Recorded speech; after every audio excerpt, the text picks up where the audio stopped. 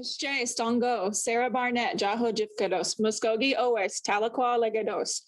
My name is Sarah Barnett. I am a citizen of the Muskogee Nation, and I am joining you from Tahlequah, Oklahoma at Northeastern State University. I serve as the director of the Center for Tribal Studies here on campus and also the chair of the American Indian Heritage Committee. And on behalf of the committee, I'd like to welcome our panelists and our attendees here to our final session for today, a panel discussion. This is one of many sessions that are part of our 48th annual symposium on the American Indian. So I hope that you guys enjoy the session. I hope that you take time to explore the agenda for tomorrow and on Saturday. And you can find all that information on our website at www.nsuok.edu/symposium. And so it's my pleasure to be able to introduce this fantastic panel that we have for you this evening or this afternoon. The title of this session is called Knowing the Land, Resource Access, Conservation, and Cherokee Land-Based Education in Oklahoma. The panel is led by Dr. Clint Carroll, who's Cherokee from the University of Colorado in Boulder, and he's joined by several student co-presenters on his team. So with that, I will turn it over to Dr. Carroll. Wado Sarah Osio Negatawo Ukahati Sikwani Ohata Wato Galieliga Gide do Akohiga. Hello everyone, welcome. Thank you for coming to our presentation. I just want to thank Sarah Barnett, Galen, and all the conference organizers for having us, for accepting our panel, and for all of you for being here. My name is Clint Carroll. I'm an associate professor in the Department of Ethnic Studies at CU Boulder, and I'm speaking to you today from the homelands and territories of the Ute, Cheyenne, and Arapaho peoples. I'm a citizen of the Cherokee Nation, and I'm really excited to tell you about our program and the work we've been doing, and to hear directly from our my co-panelists, our student cohort, just a little bit about how we've thought about structuring today's presentation. I have a few slides to share, and so I'll spend a few minutes giving some background, and then my co-panelists who make up the 5-student cohort will talk a little bit about their experiences using some photographs that illustrate that from their perspectives. Then I hope we can open it up to a little time for Q&A.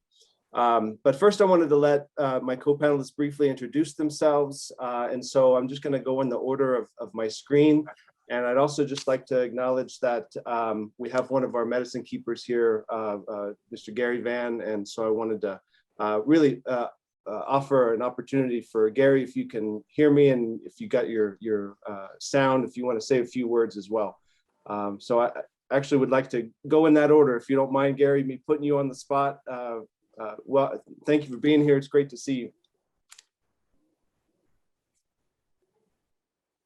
Do you want to unmute yourself real quick and say hello?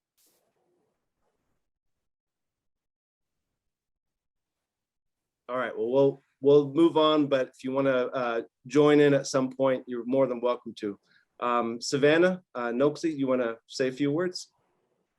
Oseo Nagat, Savannah Anderson, Dabadon'a. I also go by Noxie. I am in Yukon, Oklahoma right now. I just graduated from the University of Central Oklahoma with a bachelor in education and a minor in criminal justice. I'm very thankful to be here. Yeah. Oh, wow, Osta. Juke, Nihina. Zio Naga Juke, Dawadon, Jalagia Yesli, Dagi Lungstone home. My name is Juked, Yonegan, Larry Carney, and I work for Cherokee Nation. Wadon. Oh, wow. Golgi, Nihina. CO, Summer Wilkie, Dawado. My name is Summer Wilkie. I'm from, let's see, Ayotli Awatessa. I'm from Barren Fork, Oklahoma, if you know where that is. And I'm in Fayetteville, Arkansas right now. I'm finishing up a master's degree in biological and agricultural engineering. And I'm also providing support for Native American students at the university and hoping to continue in that work. Happy to be here. Yeah. What else? Adage, Nihina. Sio Atage Dagwadoa. My Cherokee name is Atage. My government name is Kakiley Workman, and I work for Cherokee Nation, and I'm also a graduate student at NSU. Wow, osta. Weg nihina. Yonagad weg Uskahe Tabadon asen Kadisi Di Awadena asen Talitno Janelle. Hello everybody. Hello everybody. My name is Oosahwe-Dreadfulwater. I'm from Halbert, but I live in Tahlequah now. Wow, osta. Wado weg. Okay, I'm just going to set my timer so that I don't go over and share my screen with y'all. Hold on one second.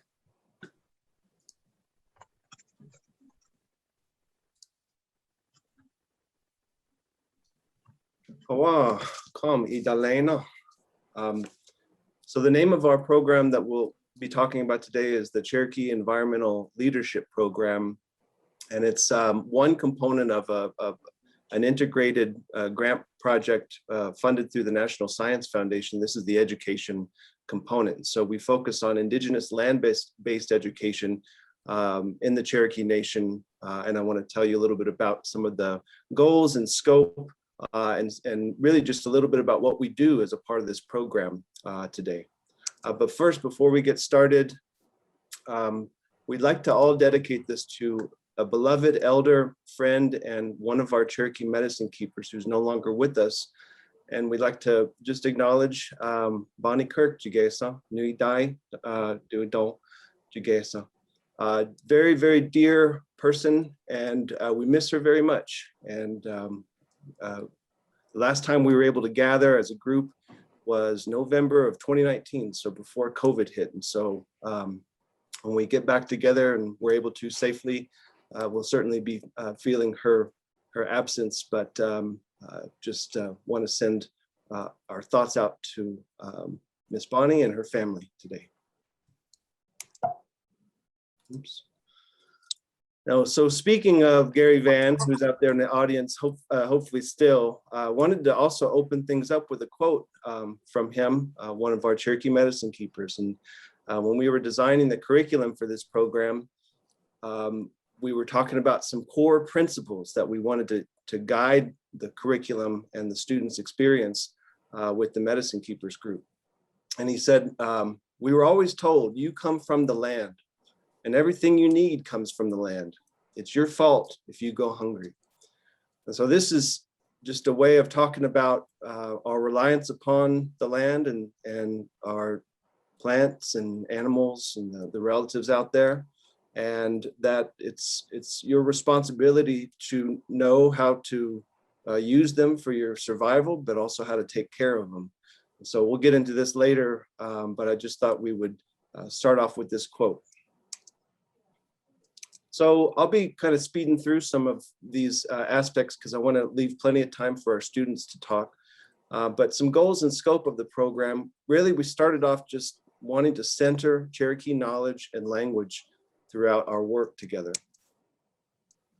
And so the program includes Western science, but only when it's appropriate, as far as understanding some of the Western scientific concepts behind ecology and botany. We also incorporate relevant tribal policy and land management issues, and I'll be talking just a little bit more about that in terms of our relationship to the Cherokee Nation. But the other component of this grant project is a community-based research project. And so the students who are a part of this, part of the cohort, are getting research experience as well, or another way of phrasing that would be kind of like community organizing. And so we work with the communities of Greasy, Kenwood, and Marble City through this work. And I won't be focusing on that work so much as the education program today, but basically in a nutshell, we're looking at the obstacles that people in our rural communities have to getting to land and the plants that grow on them or that grow on it, and how to overcome it, and how community people are overcoming these types of issues themselves. So we're just asking these questions in order to lend some, hopefully some solutions to the obstacles of not being able to get to plants. Our overall goal for the program is to build a cohort of tribal environmental leaders who can take on the issues that we face today as Cherokees using these approaches that you see above. So some of the details of the program, it's a 3-year pilot program, so this is the first run. It began in summer of 2018. The previous year, we were designing the curriculum, the medicine keepers and myself and Cherokee Nation staff from the Secretary of Natural Resources Office. I'll just back up and say, of course, the pandemic has impacted us. We've pretty much been on pause since last, March 2020. But it started in summer 2018. We intend to keep going once it's safe to do so. But this program is built upon the past work between myself, the Secretary, or the Office of the Secretary of Natural Resources staff, so Pat Gwynn, Feather Smith, Kevin Daugherty, and many others, Nancy Ratcliffe, built upon this past work and our ongoing relationships with the Cherokee medicine keepers. And I'll talk about that group here in a minute. We're partnered, as I said, with the Secretary of Natural Resources Office. Before that, it was Natural Resources Department. And we received funding from the National Science Foundation, as well as the Indian Land Tenure Foundation for the work that we're doing out on the land. So just a few words about the medicine keepers. They formed in 2008. They're a group of elders and knowledge keepers, majority of whom are fluent Cherokee speakers.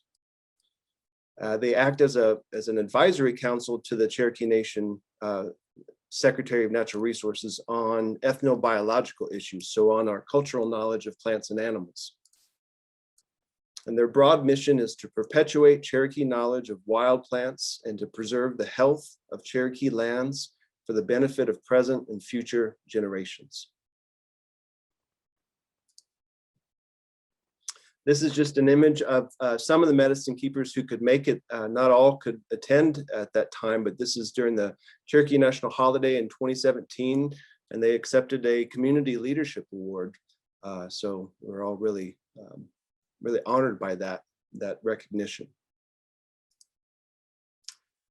The guiding principles of the land program that we're working on, the land education program, and these are the 4 principles that came out of our curriculum development during the year of 2017, starting in the fall and then ending in spring 2018. First one is building a strong relationship to the land. So the elders got together, and really it was just a matter of workshopping ideas about what would it look like to have a Cherokee educational program that is land-based. And the first one here, I would say, is best expressed using this phrase, "Nigad gust di dadada." This was from John Ross. It means we are all related, and that just expresses that it's about being together and being relational in the way that we do our work, and understanding that those relations extend to not just humans, but the non-human world, so our plants and animals as well. And the second principle was really a reframing of what it means to teach. And so teaching in Cherokee, in the language, the word for teach or teach me really means show me. So and so that was a principle that we would teach by showing. It wouldn't be coercive or top-down hierarchical, I guess. It would be a matter of understanding how to do something by doing it, by being shown how to do it. So a lot of our activities, well, all of our activities are in that spirit or in that form, but many of them are out on the land as well. The third one was working together, so communalism and interdependence. And so from Anna Sixkiller, one of our medicine keepers, she said, if we work together, we'll get somewhere. And then finally, having a good time. And so this word, enjoyment, or just allowing for some time for laughter and pleasure and just fellowship among everyone who's participating. This is just an image of one of the days of our curriculum development with Miss Phyllis Edwards in the middle and Bonnie Kirk-Jigesa on to my right. And one thing just particular about this photo is you'll notice it's not in the boardroom. It's seated around a fire outside. And that's how we held our curriculum development meetings. So what we do, and I'm wrapping up here because I want the students to get some words in here, but we have 3 group meetings per year. And those are primarily seasonally based. So one in the fall, one in the spring, one in the summer.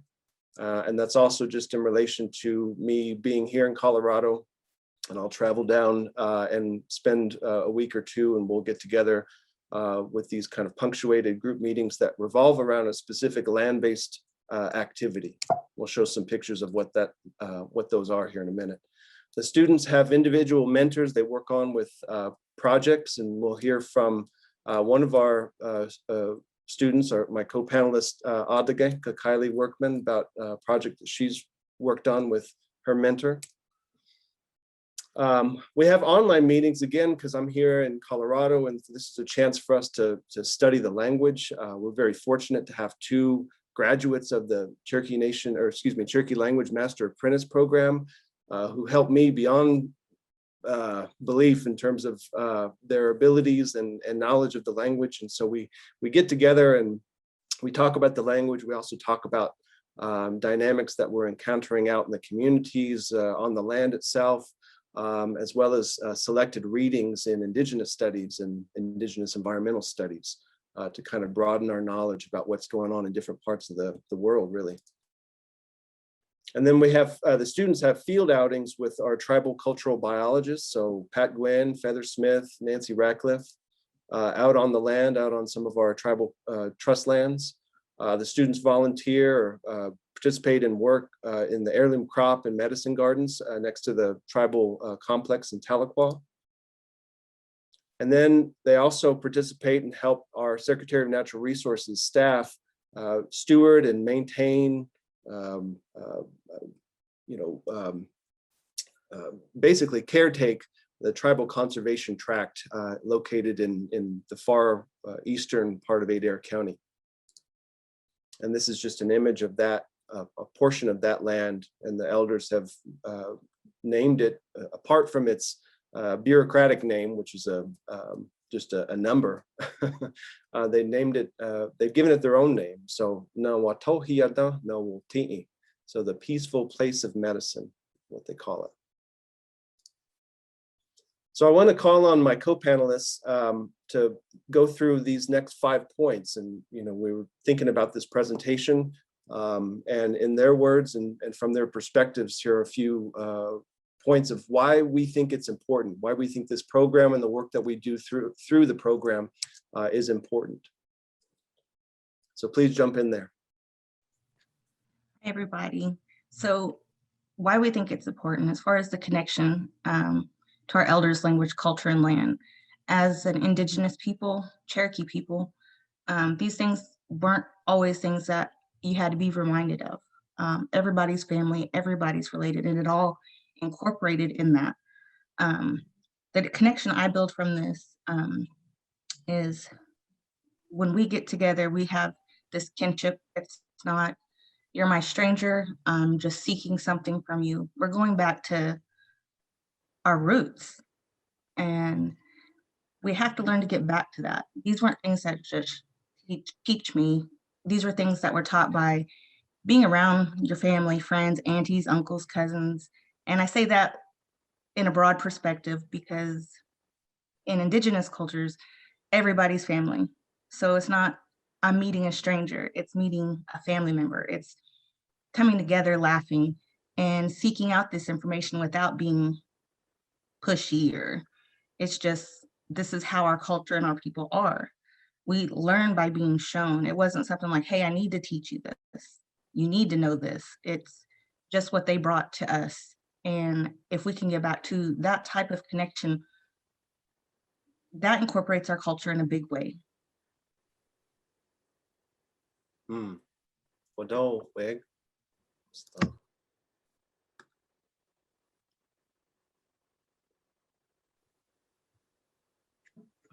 Working with communities, like Ukahat said, we're working with Greasy, Kenwood, and Marble City. And even though the pandemic has interrupted that, we did have a chance to go out and visit with people in all those places. And it was really cool to see how many people were actually interested in conservation, and to be able to go and kind of generate some energy and interest in a project that could potentially help improve people's access. Wow, go. So we're also trying to build like cultural leadership. A lot of us plan to go on and share the knowledge. I plan to become a teacher. Juked is already a teacher. Weg shares her knowledge with her family. Summer has things that she's going on to do up at Arkansas, and Kakiley is working for the nation in terms of helping college students. And so we all have taken the things that we have learned and we're wanting to pass them on as kind of like for the next generations. And we're hoping to continue on even after this program to still be stewards of the land and still be educators and still be students ourselves in learning about our Cherokee culture and how we can help our nation and our people grow and reconnect back to our culture. Oh, wow. What do Noxie? Oops. Juke. So responsibility and duty, and going back to Gary's quote too, it really resonated with me that, you know, we're from the land and the land provides all the resources we need if we take care of it. We have a responsibility to take care of it ourselves, but also to educate our youth. Our youth are going to be leading into the future, and they're going to be carrying whatever we pass on to them. So, you know, part of this was, I feel really honored to be a part of this program and to be able to learn from the elders. And, they teach us how to respect our traditions along with the land. And it's kind of our responsibility to educate others as we're being educated. What do you? Nihina Adeke. Yeah, so overall well-being, we've seen this past year through COVID how not being able to practice our traditions, our traditional ways, can affect us mentally, physically, spiritually. I think one of the drastic measures was powwows being canceled, ceremonies being canceled. A lot of my friends and relatives had said that their mental health declined when ceremonies had to be put to a halt. So just thinking back, what has losing some knowledge to our land caused for our younger generation? We've seen mental health decline, spiritual health decline, physical health decline, and our younger generation really doesn't know how to reconnect. So what the program means to me is it encourages our younger generation to reconnect to the land, language, and elders for not only personal gain, but like I said, mental health, spiritual health, and overall well-being. Wow, okay. And so we just have a few photographs that I wanted to briefly talk about, and then we'll transition to my co-panelists and their own photographs that they chose to represent their experience, or at least one part of their experience in the program, and to discuss that with you all. This is a group photo that we took during the summer kickoff meeting. That was summer of 2018. And we started the program off, our intent was to start it off on the right foot. And so our elder and spiritual advisor, Crosland Smith, we went to his house with his invitation to perform a water treatment, a spiritual water blessing for everyone in the group, so that we all would be together. We would all be of good hearts and good minds. And we would all be really cleansed from the very beginning. And that would bring us together and again, get everything started off in a true and in a right, righteous and a spiritual way. So this is, I made the mistake of bringing everybody together for a photo after a lot of people already had left. So this isn't everyone who was there, but we did manage to get a good photograph here of some of the group. This image right here, that same day, it was a busy day. We started off early with the blessing at Crosland's house. We went to the Redbird Smith Clinic and had a room where everybody could eat lunch. We did a language activity, and in the afternoon, we went out to our tract, our conservation tract, and the students were led by, and you see in the distance here, that's Pat Gwynn. And this is us walking through the woods with all the wonderful ticks and chiggers. But we really just spent some time out on the land and had a wonderful time learning about this place and some of the plants that grow there. It is quite a beautiful area. As a part of our program, we have impromptu presentations from our elders, and this is Crosland Smith presenting on traditional symbology, some of our Katua symbolism and the lessons behind it. And this is during, I want to say it's our summer 2019 meeting, when we had to meet indoors because of all the flooding that year.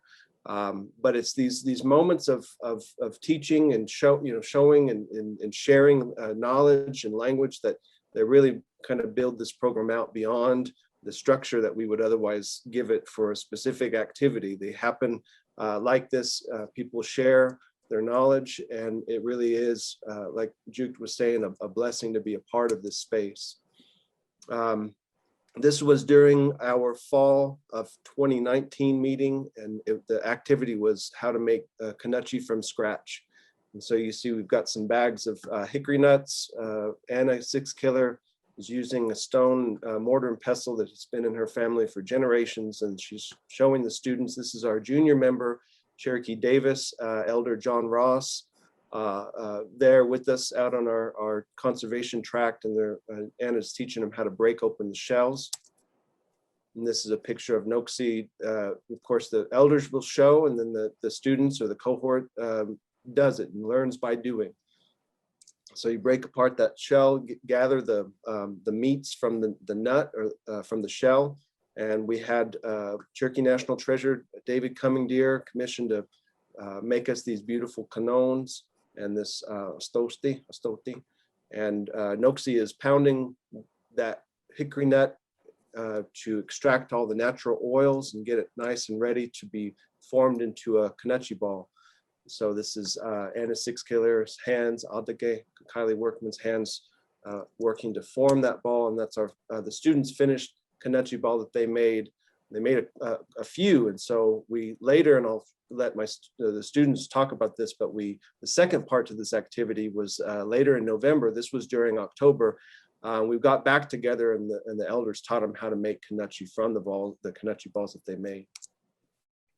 Another example of our impromptu lessons is this here with John Ross, who had found a wild cherry tree growing and wanted to talk about it. And so we all walked a little bit down the path, and he explained some of the uses of wild cherry, gitahya, and that was again a part of this land-based educational program. And this is another component of it. And Summer, correct me if I'm wrong, you want me to talk briefly about this and you'll talk about the next one? Okay. And this is a part of one of our first activities, which we started off with corn, seelu, and really this first food, if you will, this very sacred food, very culturally significant food. And this is Anna 6 Killer teaching Sky Wildcat and Kakiley Workman how to make cornbread. They taught us all, but this is just a picture of those two. But we took heirloom corn that was grown out by Secretary of Natural Resources staff in our heirloom gardens, and ground it, so shelled it from the cob and ground it down to cornmeal from scratch. So the students learn how to make cornbread from start to finish, all the way from scratch. Okay, and this gets into some of the photos, and I'll let the cohort take over from here. Juke, Nahina?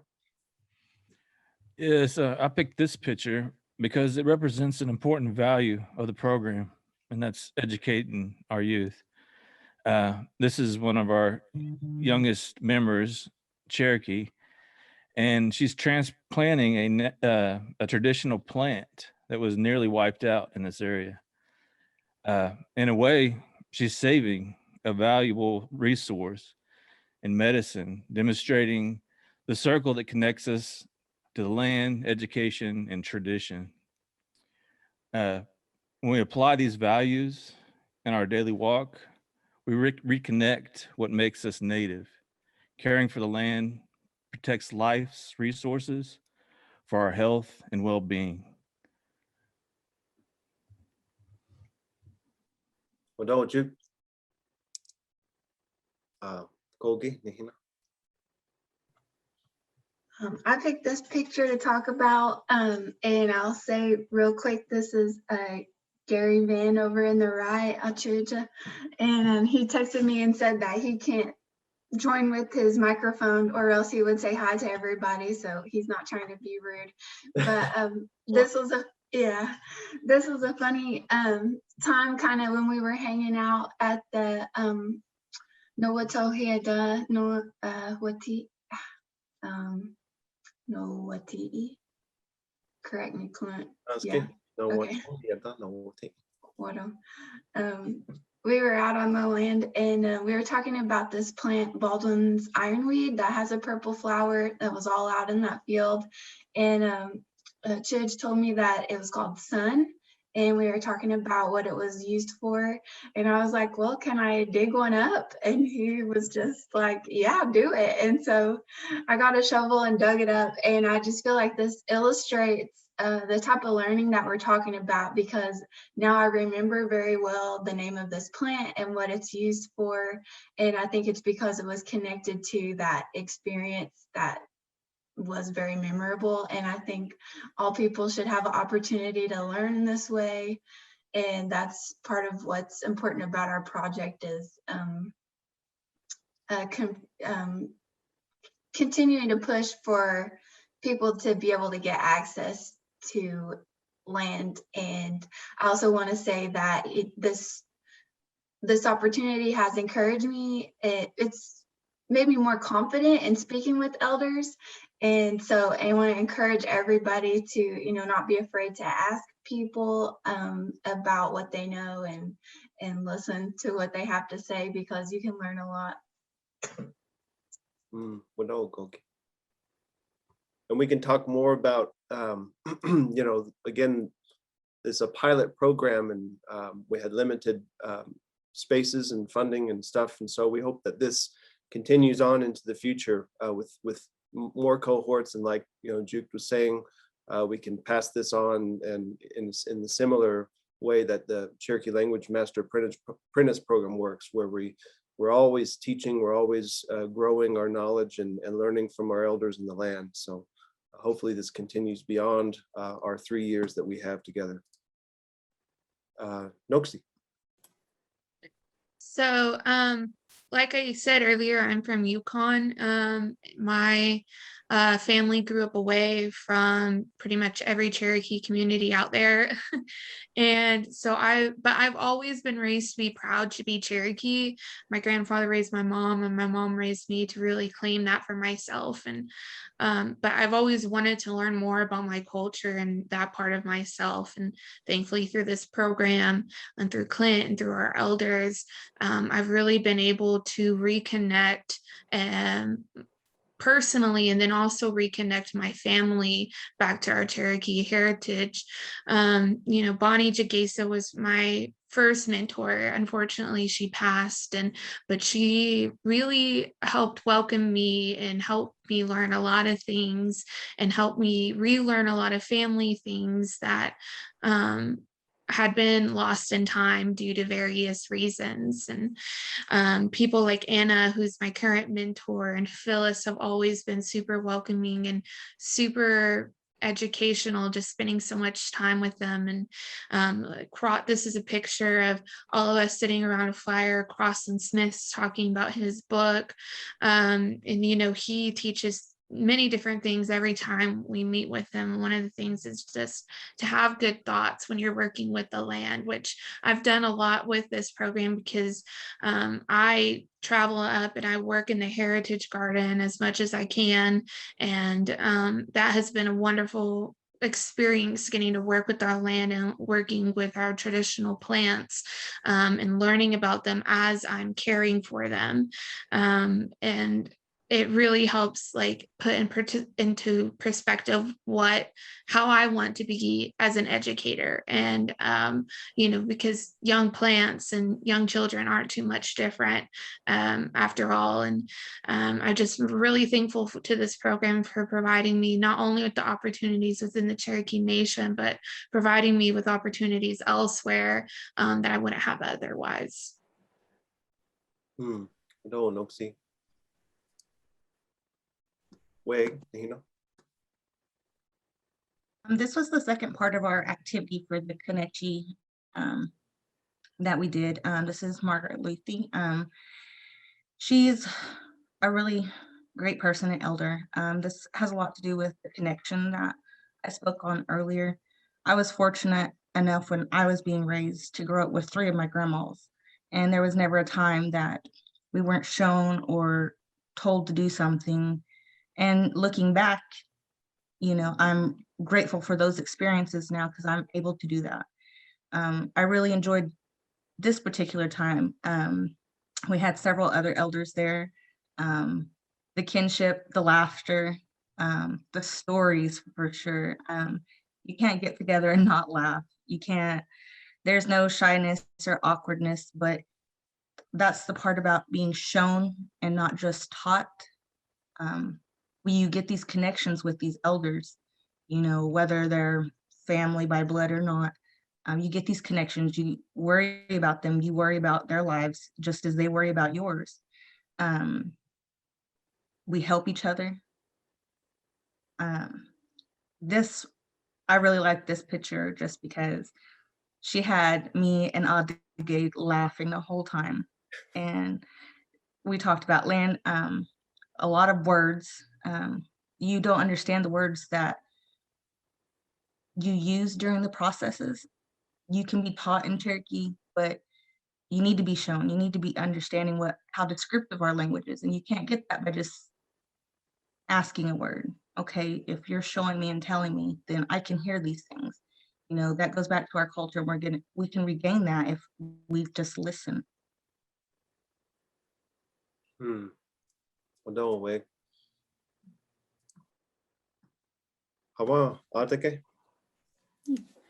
So this is a book that me and my mentor, Nancy, created.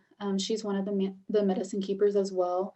And she's been great throughout this whole journey through this program. So first we sat down, and because I don't know a lot of the language, which my dad is a fluent Cherokee speaker. My aunts are, my cousins, almost everybody in my family can speak it, except for me. So sitting down, my dad always told me to sit down with an elder and just start talking, just start speaking in Cherokee. But it's kind of intimidating when you really just, you don't know where to start, you don't know what they're saying. So I really appreciated Nancy just sitting down with me during our weekly meetings and bringing up this idea of what we call a pocket booklet. It's just a little miniature booklet that we've created together that can go with us when we all meet together. So we sat down and we decided, what phrases do we use when we go to these meetings? What phrases can we put in this book? So once we gathered all the phrases, Nancy, along with the help of, I think, the Cherokee language program, converted everything to Cherokee. And this just ensures that we use the language as much as possible during our meetings, regardless if it's just one word, if it's a sentence, or if it's a full conversation. We're still getting that time to learn and process and create the structures for instruction into traditional knowledge. And I think that this has been a great resource. I think that we've only really gotten to use it maybe once. I think as soon as this booklet came out, we had one meeting and then COVID started. But I can't wait to get back into the swing of things. Yeah, squirrel. Me too. And this is the other page of that awesome project that Oosahwe worked on with Nancy Scott. And one of the brilliant things I thought about this as well is that these the syllabary here is in dotted lines so that you can trace it. And these are just a couple of pages of, I think it's an 19 page booklet. And you have these opportunities to learn how to write, and also these words that are so useful, not only how to talk about seasons and trees and bushes and everything, but like Oosahwe was saying, how to say things like, what is this called? Or what plant is this? Or how do you use it? So that when we're out on the land, we can use all of these phrases. So I'm just blown away by this project, and that's a part of, you know, all the cohort members and what they do with their mentors. And so we hope to be able to do a similar presentation to this when the program is toward its final stages, where we can present on all these different projects that are happening, and hopefully going forward into the future to live beyond the program, right? And this is just another snapshot of that same pamphlet or same booklet. Even talks about how to say, you know, some of these what language teachers call survival phrases, right? You know, slow it down. Can you say it again? All these different phrases and words that really come in handy. And I think that is the end of the slideshow. And so I believe we're right on time to have a little discussion or a few questions. If anyone out there has any thoughts or questions about the program or about whatever you heard the students or my co-panelists saying, at this time, we can just open it up, and feel free to use the chat. We've got Galen also, you're going to help us if we need it, right? Yeah, I was actually going to ask my own question, if that's okay. Oh yeah, absolutely. How can I get a hold of that book, or like get more information on the program? The Cherokee language program, I think, always has copies. If not, they can print some, or they can send you a digital copy, I believe. Cool. Thank you.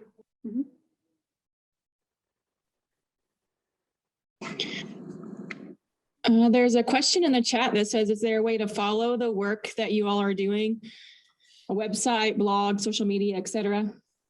Yes, there is. And I will post that in the chat. We do have a blog that I maintain. So as at the end of each of our activities, and you know, I'll do a brief write-up and post some photos, and so you can sign up for a newsletter and follow that. It'll send you an email each time I post an update.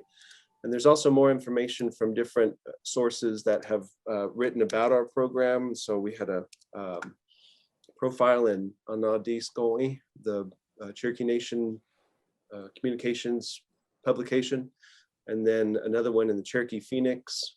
And there's also some other links on that website to different projects that the Medicine Keepers have done. One of them most specifically is a photo voice project that is a still image video with voiceovers from the Medicine Keepers themselves. And so if you're really interested in hearing directly from them, go and check that out. It's a YouTube video that has a related research project connected to it. And I want to acknowledge my co-author on that, who's in the room, Eva Groot. So, Sio Eva.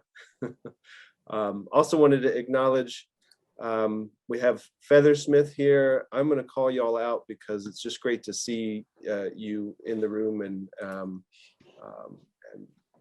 I miss all of you. Pat, I don't know if this is the Pat Gwen or if it's another Pat, but I just wanted to point that out as well. So, Sione God, and I'll just leave it open for some more questions now. Pat or Feather, if you guys want to chime in and offer any words, we would open the floor to you as well. Ask it down. There's another comment / question, couple of questions in the chat. Courtney says, I appreciate all of this. Even though I've connected to some people because of where I live, it's hard. Trying to also teach my children. Any advice for someone living out of state, taking language classes, but there are other more integral parts to learning and absorbing? For example, how do I reach out to an elder?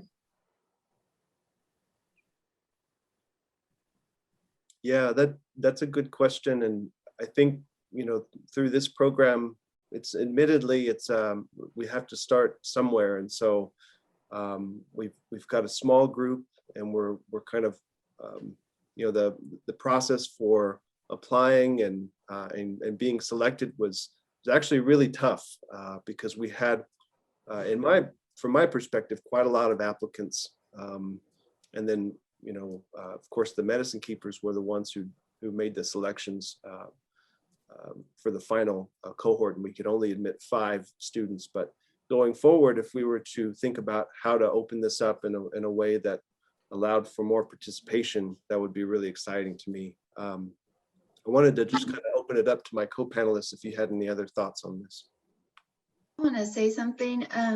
You might be surprised, there are kind of Cherokee people everywhere you go. And so one option might be to try to organize within the region that you're in, try to get in touch and find Cherokee people where you are, and then, work from there to see what kind of knowledge people have around you.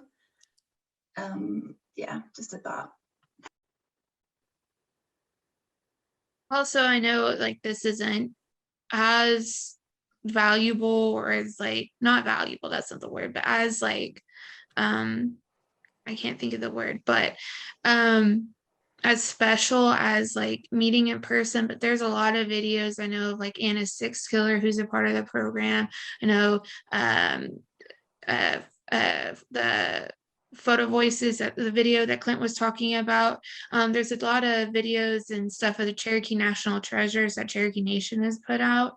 And like, since the option of meeting face to face isn't an option for a lot of us right now, and that's a valuable resource that you can look into. Cherokee National Holiday also has a lot of events going on, so if you're ever able to come down with your family during then, that'd be a great learning opportunity. But I totally relate to that, because up until this program, I was living in Yukon, which isn't out of state, but it's far enough away to kind of keep me at a distance from a lot of people. And it's just trying and asking. It doesn't hurt to ask, to be honest. The worst you can hear is no. So finding, like a lot like what Summer said, finding ways to connect or find people in your area, the worst they can say is no. Absolutely. And it sounds like the blog that Clint mentioned might be a good way to stay in touch with what the medics and keepers have shared, and the projects you guys are doing as well. And looks like Melissa suggested the Cherokee Children's Facebook page, which has some language learning materials for children. So that might be another good resource for Courtney. Thank you all for sharing that. And I when you were presenting, I took some notes, and one of you mentioned that connection to elders that this program provided. And that's so very vital and important for us as learners of our culture and languages to have that connection. And I also appreciate this holistic approach that you guys have taken, and really emphasizes that the importance in that language, culture, traditions, those are all inseparable pieces of who we are as Indigenous people, as tribal citizens. And I just love how this program is structured that incorporates all of those things into that, and the connection to elders. So I hope that you're able to continue. Clint, you mentioned this was an NSF grant, is that correct? Yeah, that's one component of the project, and the other component, as I mentioned, is a community-based research project. But to see this go beyond what NSF was able to help out with initially would be ideal. Obviously, we kind of view this as a pilot program, and you know, we also have, as I mentioned, some very generous funding from the Indian Land Tenure Foundation, and we've got, of course, a lot of in-kind support from Cherokee Nation. But again, my hope, I think our hope is toward the end of this, you know, what's built into the grant proposal itself is that the student presentations on each of their projects will be in front of not only their elder mentors and the Cherokee Nation staff, but in front of family and the communities who we work with, as well as, you know, Cherokee elected officials. And so really just to underscore the importance and the impact that this has made on everyone involved, and to see this going forward into the future would be my vision for it. Yeah, I hope that you are able to get that sustainable funding to continue this great work that you guys are doing. And I'm sure that these students will be great advocates for you to help secure that funding. Looks like Eva has something to share. Yeah, I just really wanted to commend Clint and his students for what they clearly are accomplishing here. This is really impressive. It's so encouraging, and I just really wanted to applaud everything I've seen today. It's just wonderful. Thank you all for giving your heart to this. Mado, Eva, Dewi. Yeah, and you know, it wouldn't be possible without I think a network of support and relationships that have been encouraging to all of us along the way, including Cherokee Nation staff and the medicine keepers, and then including, you know, other scholars who helped me really put together the ideas for the proposal itself in conversation with the medicine keepers. And so thank you, Eva, for all your help and mentorship in that regard as well. So it certainly takes a village, I guess, is what I'm saying. And this is a group effort. And as Anna's Six Killer said, you know, we got to work together and we'll get it done. Absolutely. There was another comment in the chat to reach out to your at-large tribal council person for a list of community organizations that might, or Cherokee community organizations that might exist out of state. And so that's another great piece of advice there for those that may not live within the Cherokee Nation reservation. So any other final comments or things that our panelists want to share, or any final questions? Well, I want to say Mado Wado to all of you for joining us today, for being a presenter, and for joining us virtually for this presentation. There is a link in the chat to a survey. We do conduct an evaluation of all of our sessions and produce a report that we give to both the presenters and to our funding and our funding agency and sponsors. And so I ask that you please go ahead and follow that link so that you can fill out that survey. And then again, tomorrow we'll kick off at 10 a.m. with another set of sessions. And then at noon on Saturday, we'll show a short film and we'll kick off our virtual powwow, which should be fun and interesting. So hopefully you guys will be able to join us virtually for that. And with that, this will conclude today's session and today's presentations. Take care, everyone. Hello, Sarah.